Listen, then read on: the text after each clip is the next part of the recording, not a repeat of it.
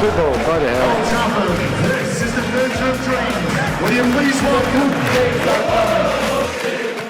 Hello and welcome to the Busby Way Podcast. We've got an extra special pod for you again with another top tier guest. Before we get stuck into it though, get your phone out, get your laptop out, give us a like, share and subscribe. It really does help the algorithm. Brad, we're really excited today. We've got a brand new guest in today, our second guest. Tell us a little bit more. Our second guest is none other than the man, the legend and the icon, and of course the exceptional illustrator, Mr. Stanley Chow. How are you, sir? I'm good, thank you for the introduction. It's a bit much, but yeah, but I appreciate it. Yeah. We could have put in a few more superlatives there, couldn't we, really? Yeah.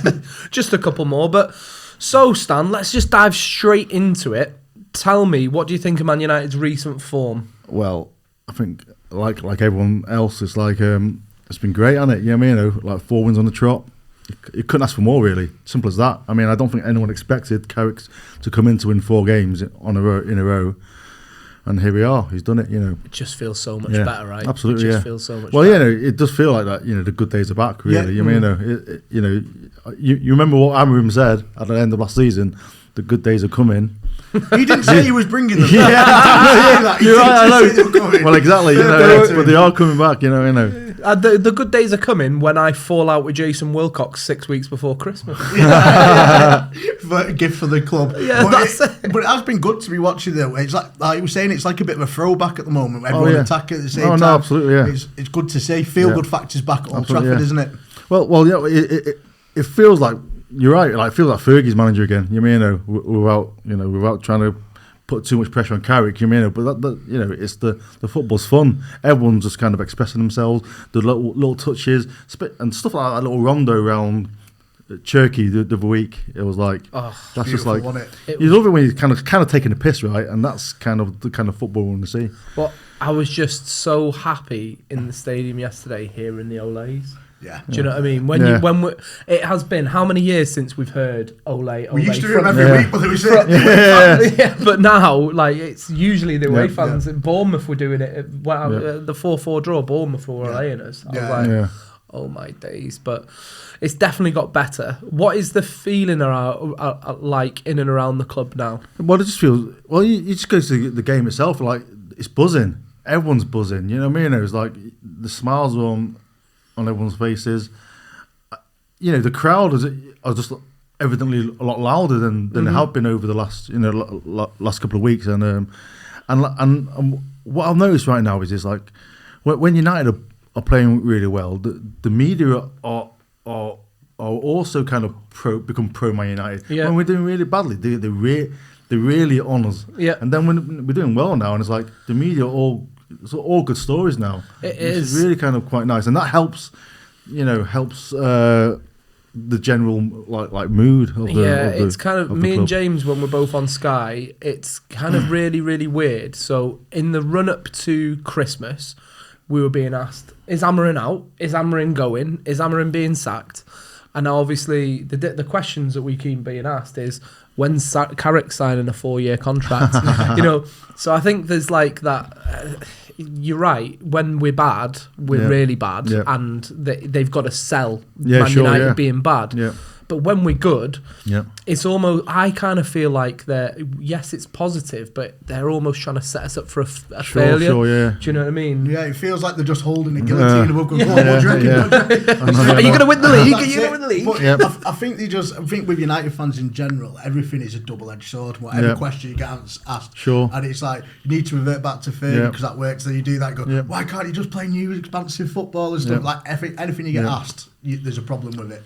And I guess we're hearing less about what the Manchester United DNA is over the last couple of weeks now, because we're actually seeing it, totally, which is super good. You've done some stuff with Michael Carrick. How is he as a man? What's he like? And do you think he is the man? I went into straight serious media question there. Right now, like, I might be jumping the gun a bit, but I can't see anyone past him. I can't see beyond Michael Carrick being manager. I mean, like, there is a possibility it could just, it could die down a bit, and that's when we've got to start kind of asking the questions. But right now it's just like if we get into Champions League and the overall the next 14 games or whatever it is, like we do really well in them, and the football has obviously visibly improved, then why shouldn't he get the job? You know what I mean? Yeah. It's like because it's settled. Then we've got set. You know, the team know who the manager is. They know how the coaching is. Keep it how it is. You know what I mean? Why unsettled when you know why fix it when it's not broken is what I'm trying to say. You know. Yeah, it's kind of a strange one, isn't it? Because Michael Carrick is probably be the only person who's going to be judged on Ole Gunnar Solskjaer's results. Yeah. you know, because everyone's thinking to what happened with Ole, right, and thinking that history is going to repeat itself. Well, I'd take a bit of history repeating itself because it wasn't that bad under Ole I'll take Gunnar those 20 unbeaten games in a row, you know, or whatever it was. But I always say that I think the thing was with Ollie, I think he was undone by the Ronaldo side. I totally agree. I think every signing he did was actually bob on for what we needed. Like you can argue Dan James and Wan-Bissaka aren't the greatest, but they ran through brick walls for it and stuff. But I think we were all playing as a bit of a unit. There was like, right, we're pressing team, we're doing that. Let's get a striker who doesn't press. It felt very like self-sabotage. But the problem is again, how do you say no to Ronaldo? That's the thing. That was an unfortunate conundrum we had, you know. Were you happy when he came back? Oh yeah, absolutely. And then obviously he scored in the first game against Newcastle. Yeah. And it was happy days, right? Yeah. Then what we didn't expect was like the split in the dressing room, really. Yeah. And that's what basically kind of caused that was the downfall of Ollie as far as I was concerned. You know, shit's going to go bad when Piers Morgan's doing interviews with Cristiano. That was it. That was really the beginning of the end for Ten Hag at the beginning of his reign.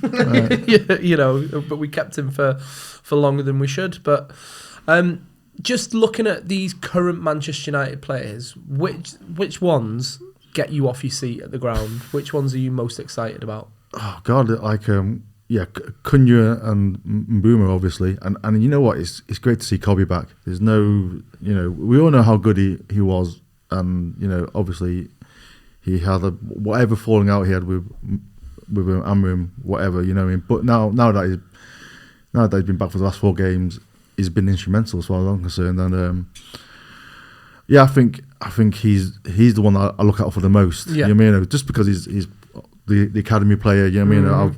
You know, we followed him since he was like 14 or whatever. You know, we've just seen his progress, and you know, I think as a Man United fan, we should also, you know, we do support the kids coming through the academy. I think we also scrutinise them a bit more, but when they're doing well, it's like we cherish them as much. You know what I mean? I think so. I think with Koby, I think.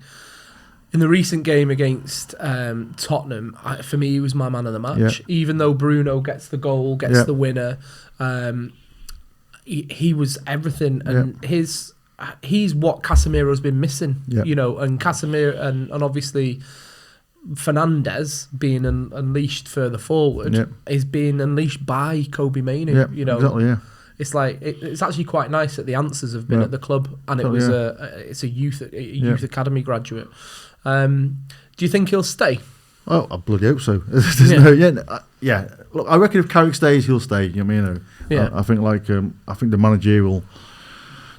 If we have a new manager, that might, you know, pose a few questions depending on how much the new manager wants like Koby to stay. But you know, I really hope so because he's a United fan, and ultimately, I as a fan, I want him to be at United until the end of his career. You know.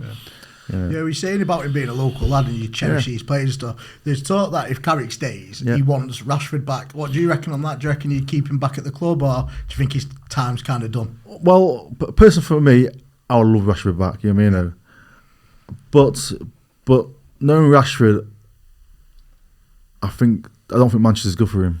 Not Man United, just Manchester in general. You know, he's, you know, I don't really want to speculate too much, but you know what I'm trying to say. Mm-hmm. So I think like for Marcus's own good, he should stay in Barcelona. You know what I mean? But on a personal level, I love him. You know, a top form, Marcus Rashford on top form. It's unplayable, isn't it? Yeah, exactly. You know, it's one of them. I think Rashford's one of these rare players that we've lost in the last couple of years who is universally like kind of liked by the fans. Yeah. I think a lot of the fans want to see him do well. Yeah. Now, but I just don't think that fairy tale of him coming back to United and winning trophies is going to happen eventually. But again, I don't think it will happen. But again, I would You'd I would love him. I'll take him. Yeah. Yeah, you that's know. it. But it's also that, you know, the problem with like Marcus, he has split the fandom. You know, the people. I mean, it's become kind of both, you know, polarizing. Yeah. You know, fans absolutely love him, and then there's the hardcore lot who absolutely hate him. You mean? But I don't think anyone wants to see him do bad. That's the No, thing. yeah, I exactly, think every United fan, I think, who I've spoken to anyway, wants to see him doing good. Whereas like your Garnacho and Sancho, people are like, let him rock. But I think some people like, want him doing well, but not at our club, which I think is understandable. I don't want to slag fans off here too much, and I know you get on me for going on at fans, but you know, this Player FC fandom is kind of like it's testament to the new age of fans that is kind of like they'll love him and then hate him when he makes a mistake. Whereas I'm from the age where actually, you know, you've got to back him. You know, the thing about Players FC, I think it's the Fantasy Football League that's created that. I mean, because all of a sudden you're trying to sign players for your team, and then you become the fans of those players, and people become more obsessed with the Fantasy Football League than the actual team they're supposed to support. And I think that's kind of like caused a kind of a weird effect. You know what I mean? It's the effect of how the internet and how people relate with certain things. You know what I mean? I think like people become more obsessed with their own fantasy football league team than they do with the team they should support. And, definitely. And that's what's caused, you know, Players FC in my opinion. I think if you're gonna like take what type of fan should you be like? My answer to this is always be more Andy Mitten. Yeah, no, absolutely. Andy's a great dude. Yeah, you know, he's like objective. He does criticise players when they need to be criticised, but he's like universally fair, which I think is what you need to be. I noticed you were doing some United We Stand yesterday. You know, I was just there supporting the United We Stand. They're great, aren't they? They're absolutely top. Where are we going to finish, mate? Where are we going to finish? Christ, third. You know, I think like, but you know, we'll see how. I mean, City at the moment. City aren't great, and Villa aren't great at the moment, and it only seems like Arsenal. Are actually being consistent at the moment, you know. So I reckon like either Villa or Chelsea, not Chelsea, City will just really drop off. I reckon. I think it's like you said. It's not about who's been playing the best. It's just who's consistent at the moment. Like, and at the moment, like, you know, City are capable of doing a 15-game run, but you just can't see it happening. You know what I mean? They're just like I don't know. They're just pulling out too many shock results for themselves. But I think, I've noticed in the last couple of weeks, I've started looking above us in the table, and who's behind us. Yeah, sure. It's a nice feeling. It's a nice feeling. It's almost the best feeling when you're looking. Oh, who Villa got next? Oh, who's City got? And then I did have a giggle, and I was looking at Arsenal's fixtures, and then I thought, no, don't get too carried away, lad. But that's what football's about. Get carried away. Love it. Enjoy it. So, just moving on to your time with Manchester United, and where did it all start? As a United supporter? Yeah, as a United fan. Well, you know, I grew up in a chippy in Altrincham, and my dad would always go on about United. He used to work in a restaurant in Alderley Edge, and he used to tell me like players like Charlton, Dennis Law, Nobby Styles, George Best would all be coming into the restaurant, so that was just kind of like, you know, just kind of indoctrinated. Exactly, indoctrinated me, you know. So I became a United fan then, kind of, like, and then the chip we had in Altrincham, we had like players from the 70s coming in, like Lou Macari and Gordon McQueen and stuff like that, you know.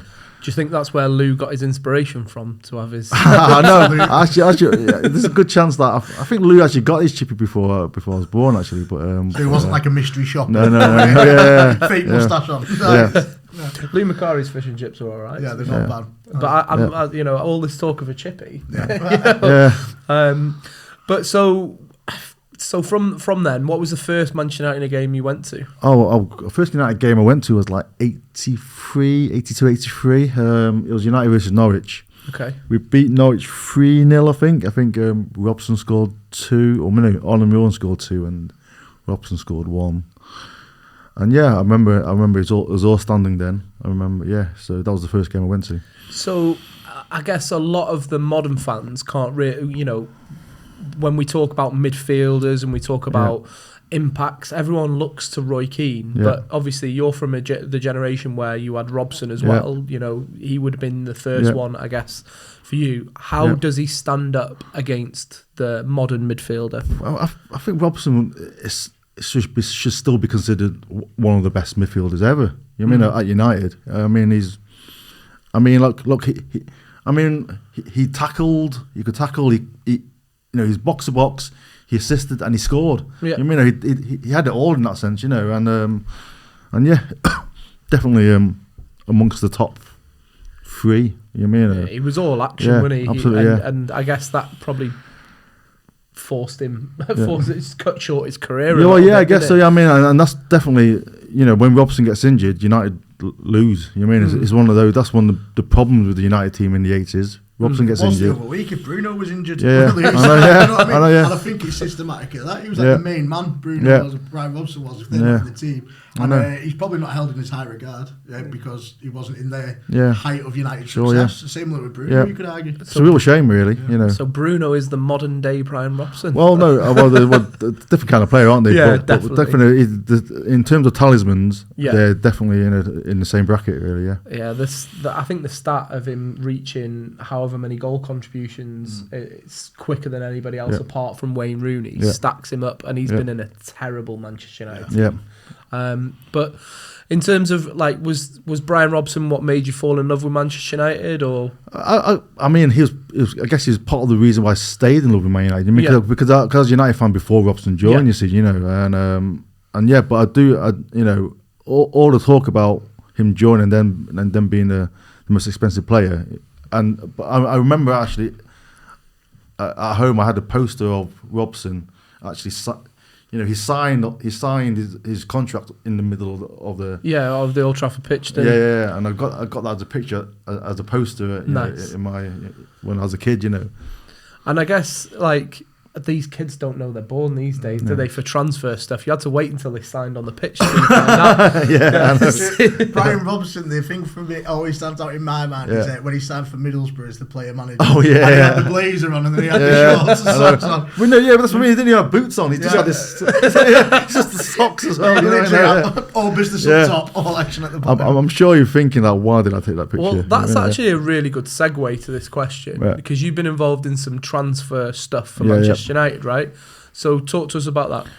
Well, I can't tell you too much because, but I'll tell you what I can tell you. But as soon as I did the season when Mason Mount, Højlund, and Onana joined, and as soon as Mason Mount was confirmed, I got a phone call from Man United and says we want a picture of Mason Mount, and we're going to use it for we're going to set up a room where a photo shoot. And then in that photo shoot, there's going to be a picture of him as a kid and stuff like that, and then also your portrait behind him, in the actual photo shoot. Yeah. And that was and that was the actual, Then all the photographs from that was the actual, the release basically, the press release and all that kind of stuff. And then we did it with Højlund a few weeks afterwards. I think So I knew.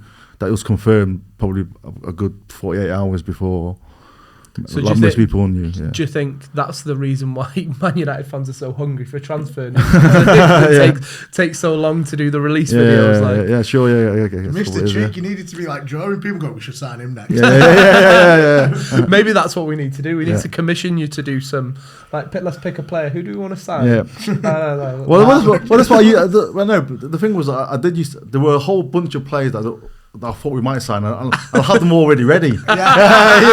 Just in case. That's it. So should we do an Elliot Anderson before the summer? A Cole Palmer maybe. Well, yeah, maybe. Maybe a Cole Palmer. Yeah. I won't mind you getting started on that. In fact, let's do a Cole Palmer. Yeah. That'd be nice. So in terms of your work with Manchester United, when did that start? It started with it's around about 2016, 2017 season, I think, and they asked me if I wanted to do an exhibition at the Manchester United Museum, which obviously I obliged to yes for that. But weirdly, in the same week, I was asked if I wanted to do some Man United merch, like players on the shirt, and then sell them on the shop. And also in the same week, Manchester United magazine wanted me to use one of my illustrations for the front cover. Yep. And also in the same week, this is mad. This is like United had a thing with Virgin credit cards, whatever, and they asked me if I wanted to design the actual credit card. Okay. But the weird thing was, it's like none of them knew each other. None Really? It was all it's like, and I said to him, "Did you?" I asked the woman who's running the Manchester United Museum bit. Is like, "Did you know these guys here?" It's like, "Well, these guys have asked me to do the shirt. These guys have asked me to do the credit card. These guys asked me to do the Man United magazine." It's like, I didn't know. There's no this is just a mad coincidence. You mean? Yeah. And then I said, "Look, guys, just talk to each other." You know. So then they eventually talked to each other, and then on the actual launch of the exhibition at Man United, we also did the launch of the shirts, and we also launched the magazine, and we also did this kind of poll to I did a few designs for the credit card, and people voted for which was the best credit card design. Yeah. So we created it as all one night, which was kind of like, actually that's a better idea, So as opposed to having all these bits Yeah, you get a bit fatigued. Yeah. Of it then, yeah. That's amazing. I mean, I think like the very fact that it sounds like the club's not very organised in that regard. Shit, I probably said too much then. Shock horror. But obviously, with that stuff, with the amount of collaborations you've done, who likes their picture and who doesn't? Oh God, I don't know actually. And I know Juan Mata likes his picture because he actually used it for his Instagram profile and Twitter profile. You mean so? But yeah, I don't really have that much close access to the players, and generally don't really want to know whether they like it or not. I just kind of like la la la. Fingers crossed they'll like it. But yeah, I think Pogba likes his picture. And the recent players. Oh yeah, and I know I did one for Park Ji-sung, and Patrice Evra I heard a message from one of the staff at United says like, Patrice Evra really wants one. But by the time I was getting ready to do it, he'd gone. Okay. But yeah. And you've done some non-United players. Are any of those? Well, as a professional illustrator, you have to obviously. I can't just stick with United. Yeah. But noticeably, I did one of Gareth Bale, which I don't think he likes. It's just any particular reason why? I think I did his ears a bit too big. So yeah, I heard back from someone from the some magazine editors that came back to me. Well, we hear that you did them to scale. But obviously, all the work that you've done with Manchester United, you've done obviously the person who's ruined every rival fan's childhoods, and our hero, Sir Alex Ferguson. So tell us about your collaboration and what's happened after that with Sir Alex. Well, what happened was like you've heard of the poet Tony Walsh. Yeah. He wrote a poem for Alex Ferguson. He was commissioned to do a poem for the opening of Sir Alex Ferguson Way, and then Tony asked me, he's like, I want to release this poem as something to buy, but he didn't want it just to be the poem. So we made an animation of that poem, and also I did a print with a portrait of Alex Ferguson, and then beside it was the poem. So you actually bought a portrait of Ferguson and the poem, So yeah, so that was a great thing to get involved in. And then because of that collaboration, we got invited to Fergie's birthday party one year, which was pretty mad.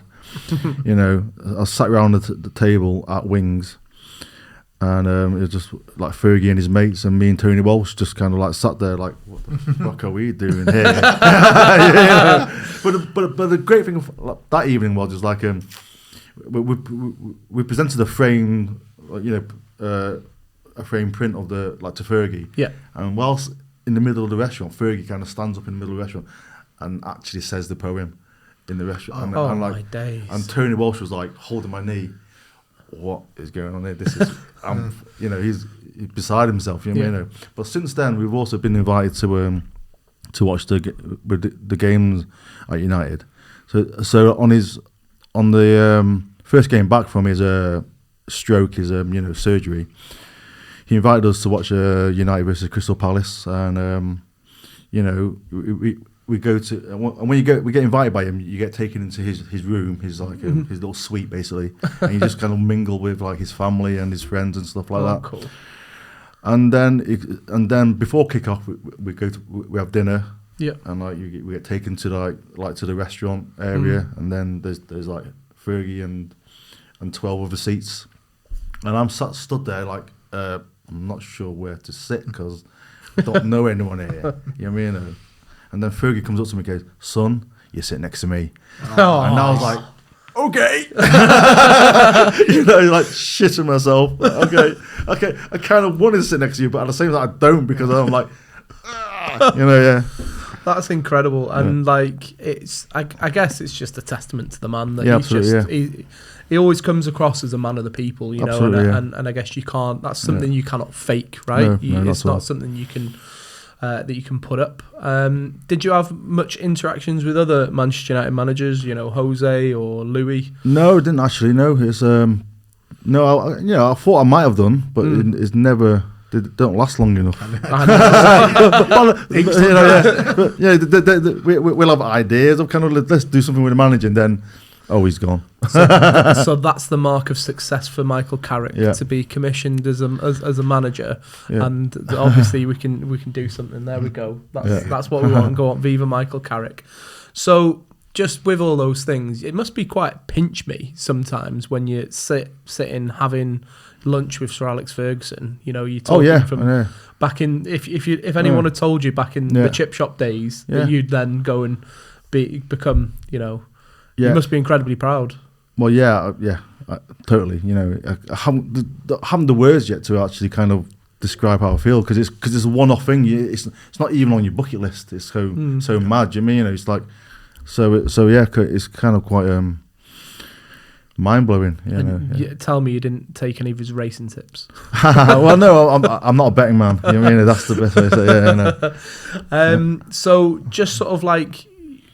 Moving on from Sir Alex in the club, but back to the club really. Yeah. Tell us your favourite football memory. Probably. Actually, probably the Norman Whiteside goal in the FA Cup final in 1985. Okay. I remember really clearly. I was only 10 then, but I still remember it quite clearly. I remember like I devastated that we got Kevin Moran sent off, and it's like it goes into extra time. We're going to lose extra time. You know what I mean? We're going to lose the game at FA Cup final at extra time. But then I remember the ball going to Mark Hughes. Mark Hughes plays it forward, and then Norman Whiteside bangs it in. You know, and it was like I've never lost my shit so much ever. You know what I mean? That's when you kind of like. That's when it's like absolutely kind of like primal. Euphoric. It's like, you know, like happiness. You mean it was like I've never felt that, and I've since then I think like actually that is when I knew I love football and I love Man United, and that's the kind of feeling that I like to kind of feel again. You know, but we will feel it again. Yeah. Like it's a weird one, even though it feels like we've not been successful for ages, but in the last few years we've had that brilliant FA Cup win. Yeah, you know, Koby Mainu, right? Yeah. You know, we've had other moments. We've had Stockholm, and this is our most unsuccessful period, and we've still won more trophies than Arsenal, right? So that's almost repeat that again. Hopefully, you know, hope's a thing. Hopefully that we'll still have a trophy left in us this season. Not quite. So we have to talk. We've talked about the good. Let's talk about the bad. Tell me about them. Tell me about the moments at Old Trafford that or anywhere in football that you'd rather forget. Oh God, you know, I don't walk out of games very often, but there was one game. I think it was against City. Mourinho was manager, and the football was beginning to get really bad. And there's like, I think City scored a goal to make it 2-0 or something. I can't actually. I'm trying to block that day out of my mind, you know. Yeah. But it's like I've had enough. Was that when they were just passing it around us, wasn't it? For like whatever it was. Yeah, I think the week before, a couple of weeks before, Liverpool beat us like 4-5 or something, and that was less painful than the City one because the City one they were just passing it around, and it was awful to watch. It was like absolutely painful. Yeah. We were just on the treadmill, weren't we? I think under Mourinho, as much as I loved him, it was just it was hard to watch. Well, that game. I mean, again, it's like I'm trying to block that moment out of my memory, but that game felt worse than the actual the 6-1 defeat. You mean, which I stayed all the way through. Yeah. I mean, it's like because 6-1 is like we were man down. It's like they could batter us, but it's not as if we didn't try. You mean that game? That's the thing. That was what we were doing, was going at them, but it was better than just rolling over and dying, wasn't it? So, well, yeah. On paper, it's better than rolling over. I would have taken a 2-0 defeat any day of the week, but I guess that City team, when they smelt blood and we were going for it, it was just it was horrible. And that season was just weird, wasn't it? We had the 8-2 game, and then we got stuffed by City, and then we had 4-4 against Everton. I think I felt in the stadium worse during that 4-4 game against Everton than I did against City. When you think the league's going. I just knew. Yeah. But didn't we lose that league by 1 point that season? No, goal difference. But we'd about before the Everton game, we were about 7 points clear, weren't we? We were about 4 games left, and they blew it. Yeah, it was just painful. Oh God, I blocked Aguero. I don't have Aguero's memory. You know what I mean? That is out of my head. I managed to mute everything from a Sky perspective, but that was just dreadful. And where did the green shoots come? Like, what are you really excited about with this Manchester United team now? Well, it's just the fact that we've got four wins in a row. You mean again, it was unexpected. Yeah, but also it's the style of football we're playing. You mean it's nice to see 4-4-2 again, isn't it? It is. You know what I mean? It's kind of like it's kind of football's gone full circle again. You mean and like and if this 4-4-2 style is working, you'll see more managers kind of like, hang on, let's sack the 4-5-1 or the 3-4-3 or whatever. You mean and like. But it's regressing in a good way, though, with 4-4-2. These like long throws, like people shooting from outside the box. It's like old school football again. Because football's gone, I think personally, word out of the mouth there, It's like, I'm like, credit where it's due. Sometimes it's good football, but it's like, it's technically amazing. But as a fan, sometimes you're like, just fucking shoot. Just get it, shoot. Like that Kuna goal against Arsenal. Right. Probably about a month before, we're probably trying to work it out to the wings to do that, and it's like that's what gets you off your feet. That's what makes you love football, doesn't it? Really, absolutely, yeah. Well, no, English football in particular. You mean because obviously we had like, it was tiki taka that Pep took from Spain to Germany to England. You mean, and then obviously kind of everyone played by his playbook. You know what I mean? And then that's how. The COVID of football. Just the spread. Spread. It's in every academy. I know. It's everybody's setting up in the same way. They're passing it from one side to the other. But if you the old adage, if you get a tall striker in the box and cross the ball, you might score a goal. Well, this is the big striker, little guy. You know, what I mean, it's old school football again. Yeah, I reckon it'll come back. It does go. Everything goes full circle. Fashion, everything goes full circle around. And football's no different, is it? But it is. I think it is good to see. The last couple of weeks, and throughout the season, we were seeing it with other teams doing long throws and everything. So I am liking where it's going a bit. And the good best thing is proof of the pudding City getting found out now. Absolutely. I know. But that's it, innit? Leicester won the league playing 4-4-2. And that was almost.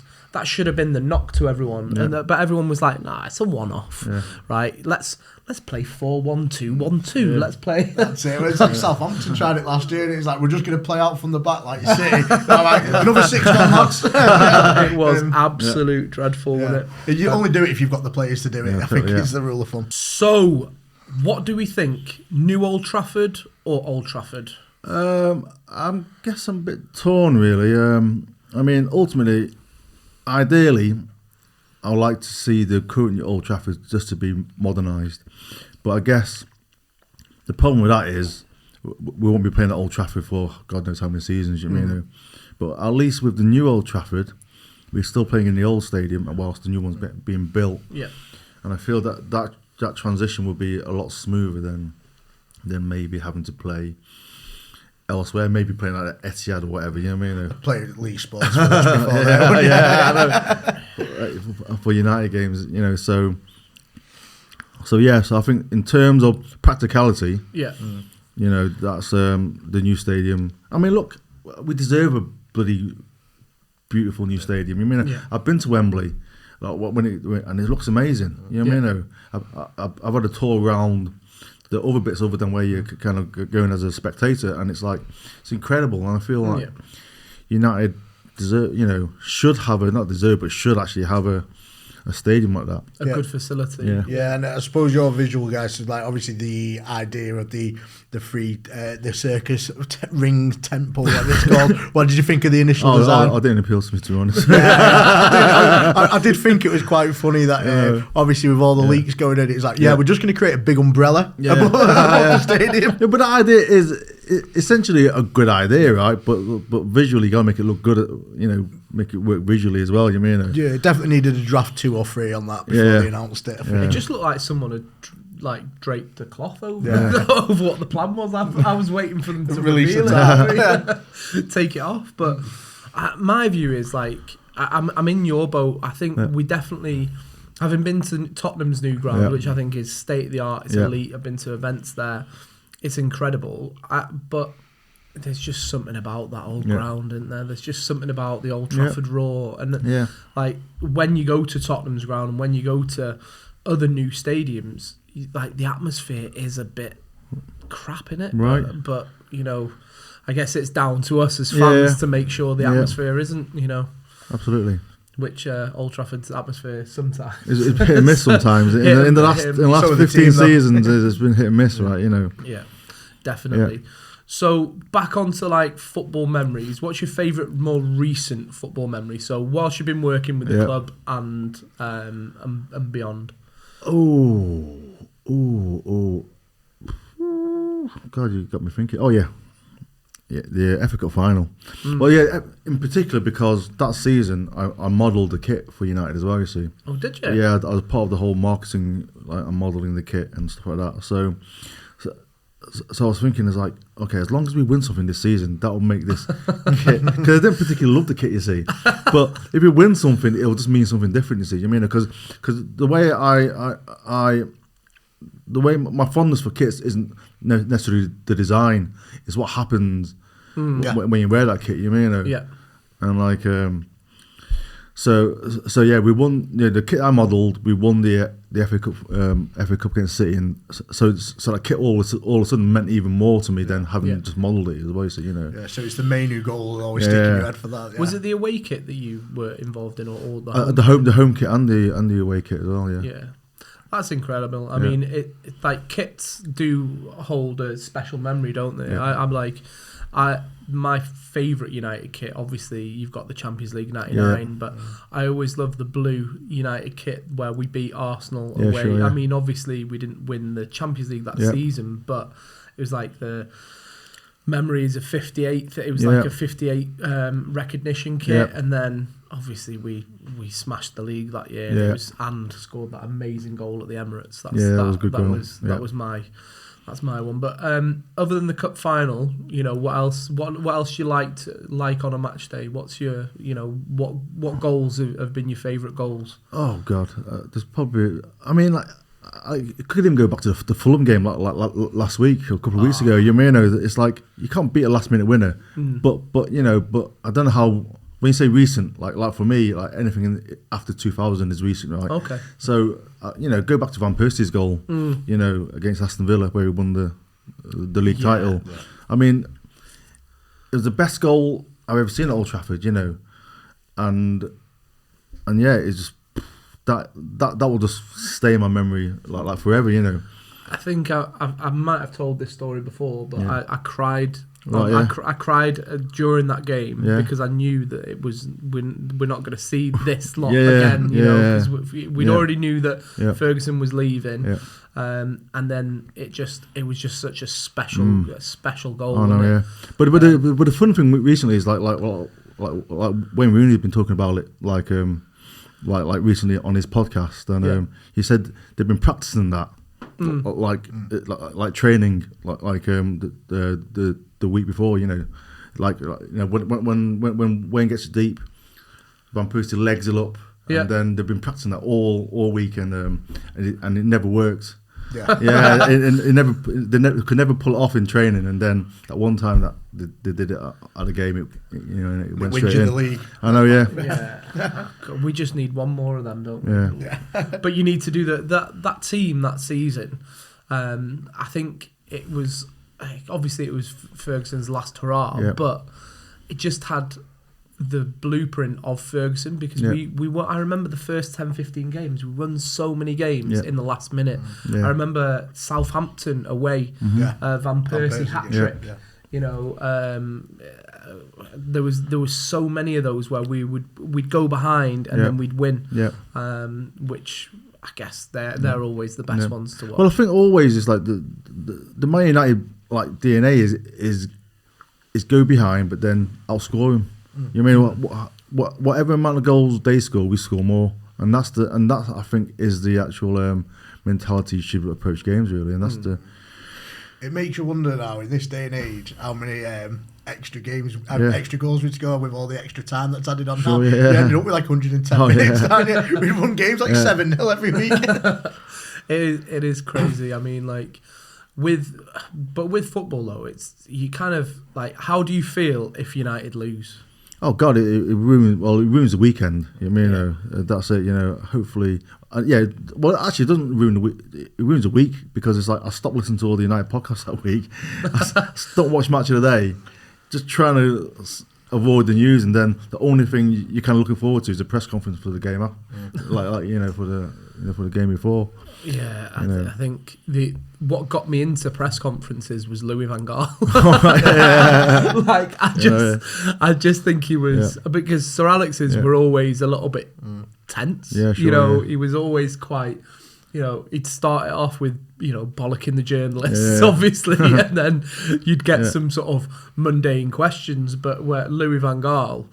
Come out, call a journalist fat. Get him out. He was just an absolute crackerjack, wasn't he? And I guess back to Amorim, his was, he started off being like really eloquent and over explaining stuff, and then by the end, it was just, I'm a manager. I'm a manager. God, I hate the kids. I hate the youth team. Yeah, I think that was it. That was the cracks were showing them, weren't they? Stop asking about Koby. Yeah, it was bad though, wasn't it? Because he was the poster boy of a good press conference when he came in, and by the end of it, he was just like dishevelled. I think United have that effect on managers. Last week. Do you remember Mourinho before he left? And he was like, respect 3 times, storming out. His hair went white.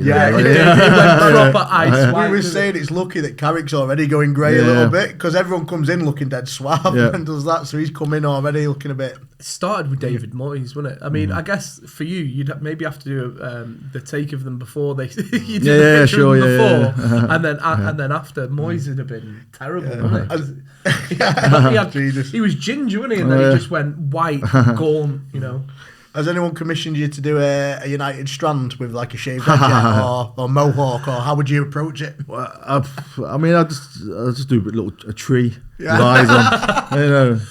I think we'll have to commission you for the United strand. Right, I think that's what we'll have to do. Yeah. But no, it's for me.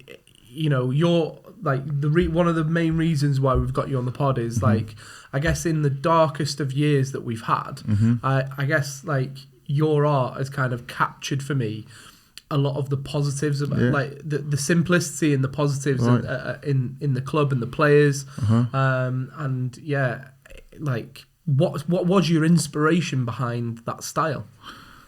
Well, God, it's really it's a big question. Very big question. I was always good at doing portraits. At school and stuff like that. I was drawing my friends, teachers and stuff like that. And that kind of, and it kind of made me popular. It was because you want to find a special power to kind of keep you on side, especially at that age where if they find a weakness in you, you'll get bullied. And and being the only Chinese boy at my school was just like, I'm a target already. Yeah. So you got to find something, you know what I mean?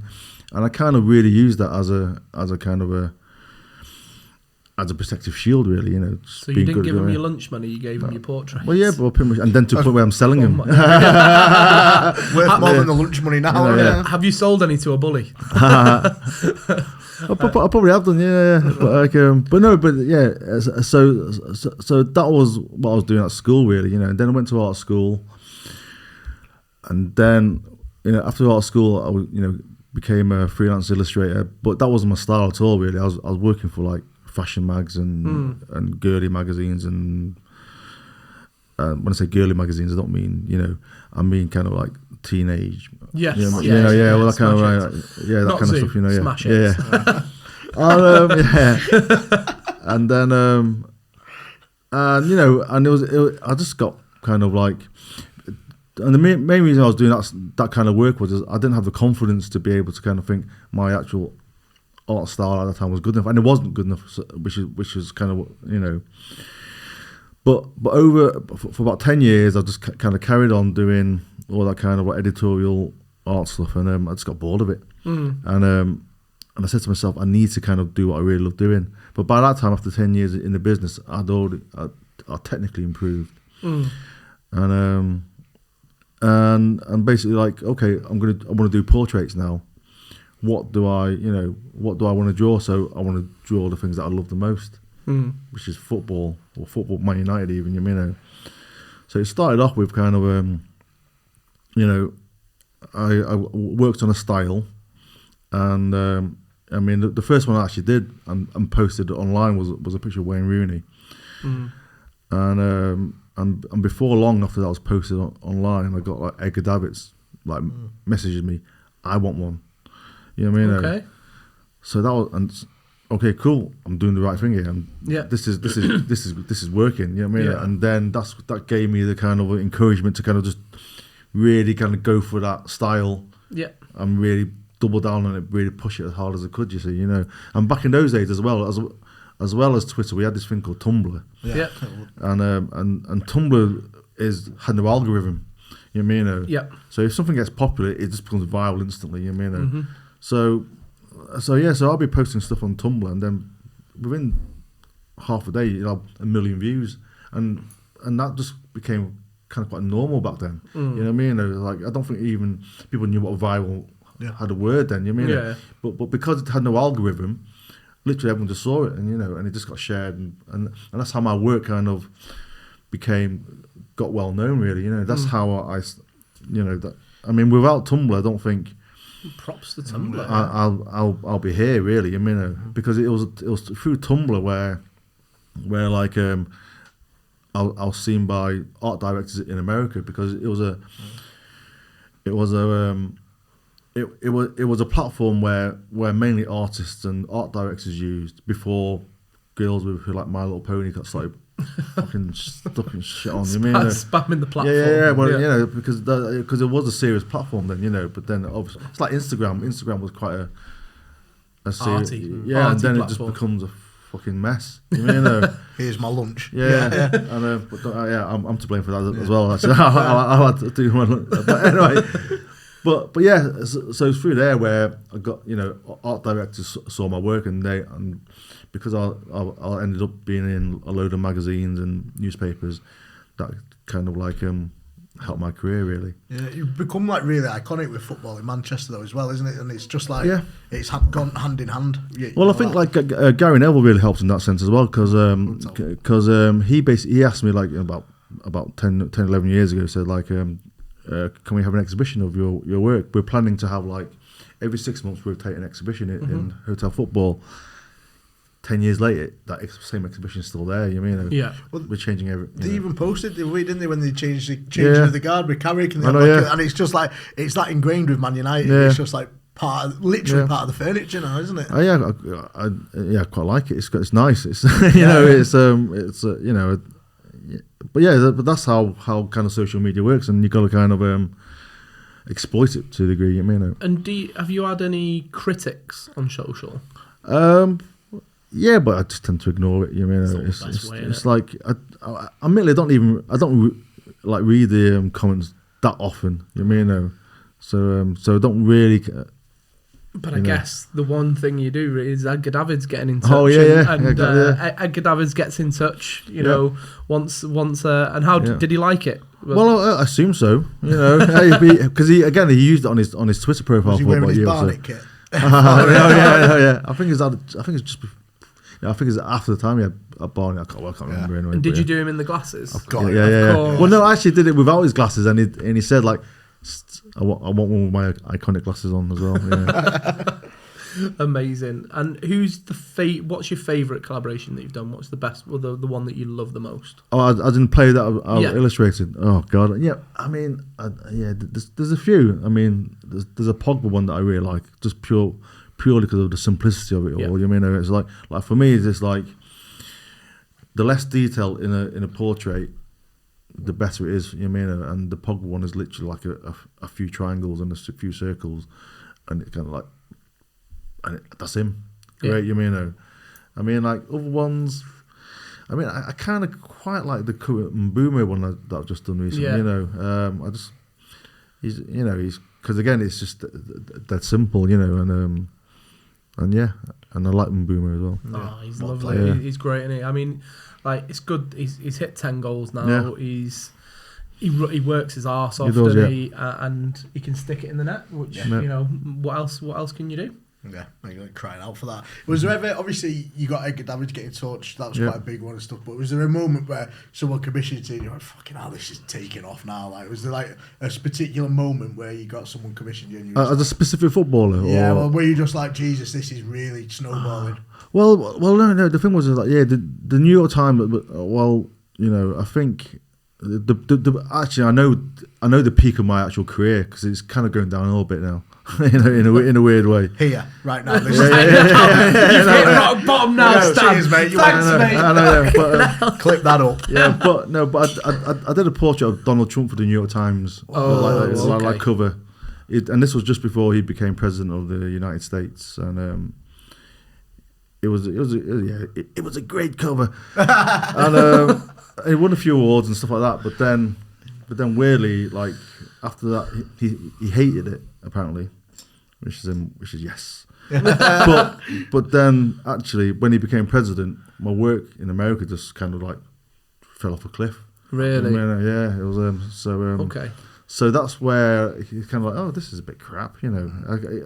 It was kind of like I was kind of thinking, because I was working for like the New Yorker, New York Times, Time Magazine, Wall Street Journal, Washington Post, without kind of like name dropping too many magazines, and then it's like, well, I've not heard from you for a few months. Yeah. I've not heard from you for, you know, and then literally like 6 months down the line, I was like, I've not heard from any of you guys at all, when literally I was working for you like on a weekly basis prior to that, you know, so. And they asked for it, right? You just delivered something that they wanted. You weren't saying that you like Donald Trump. Yeah. You didn't say you. But no, but the thing about that New York Times cover was it wasn't pro or anti-Trump. It was quite a, you know, which you know, in you know, looking back, it should have been an anti-Trump campaign in the New York Times, but you know, it was kind of neither negative or positive, really. It was just kind of quite independent journalism. Because obviously you're talking about your career, I was going to joke and say, do a Keir Starmer one. but I tried to avoid, but I had to say it anyway. But is there anyone that you haven't captured that you really want to capture? Oh, I mean, there's probably loads. I can't actually. I don't know. It's a question where I'm going to have to come back with you in a few days and think about it. You know, definitely. You know, it's I mean, look. I mean, I've done Carrick for like for the United We Stand magazine cover. Ultimately, I like to illustrate Carrick as a league winner.